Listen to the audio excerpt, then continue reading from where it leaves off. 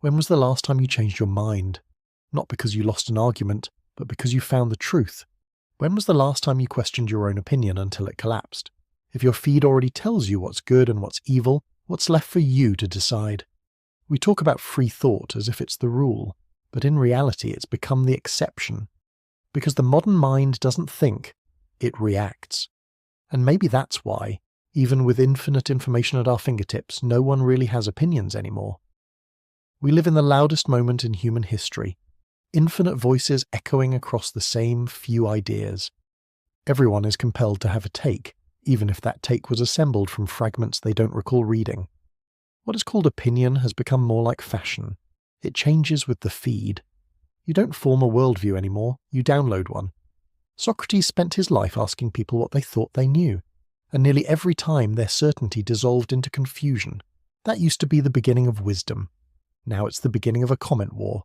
Repetition is mistaken for understanding and consensus for truth. The more information the mind consumes, the more it becomes recycled storage, endlessly filled, rarely examined. In an age of endless input, thinking is no longer a reflex, it's resistance. Socrates had no feed, no followers, no trending sound. He had conversation, real uncomfortable conversation, the kind that undresses certainty until it is seen for how naked it truly is. His method, the elenchus, was not meant to humiliate, but to reveal that most of what people claim to know, they didn't. Now, imagine Socrates reborn under the algorithm. He doesn't challenge beliefs, he optimizes them. He studies what keeps people scrolling, what makes them blink slower, what outrages them just enough to stay.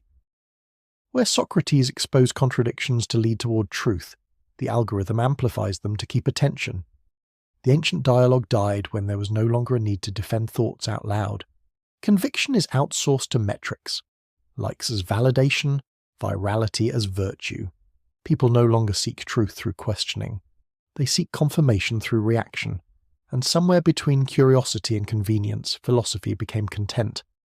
Philosopher John Stuart Mill once warned that the greatest threat to individuality was not government censorship but social approval. He called it the tyranny of the majority, the pressure to think what everyone else thinks, not because it is true, but because it is safe. That tyranny has gone digital. Life now unfolds inside a constant public vote, every thought, every pause rewarded or buried in real time. The crowd doesn't need to silence anyone. Invisibility does the job. The system can sense when an opinion drifts too far from the norm, and it quietly makes it disappear. Mill argued that individuality is the engine of progress. Even wrong ideas are useful because they test the truth. But on social platforms, individuality is not tested. It is edited, trimmed, reformatted into what is performative rather than principled. What began as a promise of voice has turned into a competition for belonging. Another philosopher, Hannah Arendt, had a word for the most ordinary form of evil: thoughtlessness. Not hatred, not monstrous intent, just the refusal to think. She showed how entire systems of harm could be sustained not by villains, but by people who simply followed what was normal. Today's thoughtlessness looks different, but it feels the same. People do not obey a dictator, they obey momentum. The trending voice, the viral clip, the outrage that decides what is morally fashionable. Alignment is confused with virtue because the ability to think without an audience has been forgotten. For Arendt, real thinking was a kind of solitude, a private dialogue between a person and their conscience. But solitude now feels suspicious. To pause, even briefly, risks becoming irrelevant. So participation continues, repeating, reacting, resharing, until convictions fade into background noise and it becomes impossible to tell whether actions are driven by principle or by fear of silence. If the problem is borrowed belief, the antidote is interrogation, not of others, but of oneself. Before posting, arguing, or declaring, there is time for 3 questions. First, do there exist reasons behind this belief, or only a conclusion memorized from elsewhere? Second, could this belief be defended against someone more informed, more articulate, more precise? Third, if no one agreed, would this belief still be held? Socratic questioning marks the beginning of wisdom, the moment when opinion surrenders to awareness. But awareness requires patience, and patience is scarce in a culture addicted to immediacy. So here is a small act of rebellion, Once a week, choose a single topic that truly matters and trace it back to its origin. Ignore the takes, the commentaries, the stitched reactions. Go instead to the primary source, the study, the speech, the data, the text itself.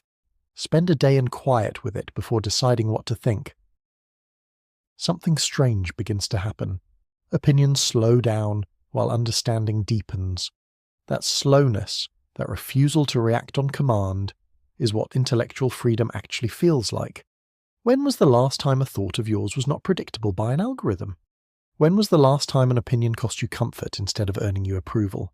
Socrates would walk straight into this world of feeds and For You pages and ask the same old question: do you know what you claim to know? In the end, the conflict is simple: Socrates versus the algorithm. One is trying to free your mind, the other is trying to keep it engaged. So the question that remains is brutally direct. Do you actually believe what you think you believe? Or did something else decide first and you just learned to defend it?